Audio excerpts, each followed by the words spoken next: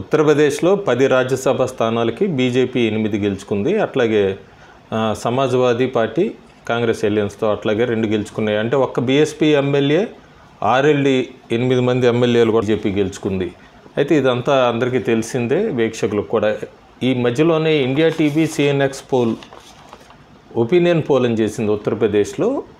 ఉత్తరప్రదేశ్ మొత్తం కూడా ఇప్పటికిప్పుడు ఎన్నికలు జరిగితే అట్లా నా ప్రిడిక్షన్ అంతా కూడా గత వారం పెట్టాను, అంతకు నెల కిందట కూడా ఒక ఐటెం పెట్టాను. అయితే India TV CNX opinion pole చూస్తే మాత్రం మనకి అదొక సునామీ అని చెప్పచ్చు. మోడీ సునామీ, అట్లాగే యోగి మ్యాజిక్ కూడా 2 పనిచేస్తున్నాయి ఉత్తరప్రదేశ్లో అని చెప్పచ్చు. ఈ సర్వే ప్రకారం చూసుకుంటే ఇప్పటికిప్పుడు ఎన్నికలు జరిగినా కూడా రాబోయే ఏప్రిల్లో లోక్సభ ఎన్నికలు జరిగినా కూడా ఈ రిజల్ట్ ఏం మార్పు ఉండదంటుంది. ఇండియా టీవీ సిఎన్ఎక్స్ సర్వే ప్రకారం 80 స్థానాల్లో, లోక్సభ స్థానాల్లో 78 బీజేపీ గెలుచుకోబోతోంది.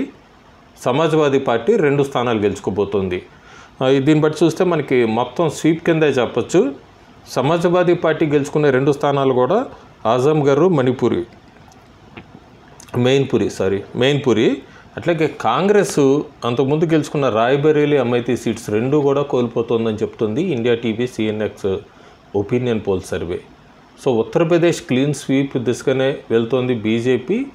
ఇది బీజేపీ అనుకుంటున్న ఆ 370 స్థానాలకి చాలా పెద్ద ఎసెట్ అని చెప్పచ్చు ఉత్తరప్రదేశ్లో ఈ నెంబర్.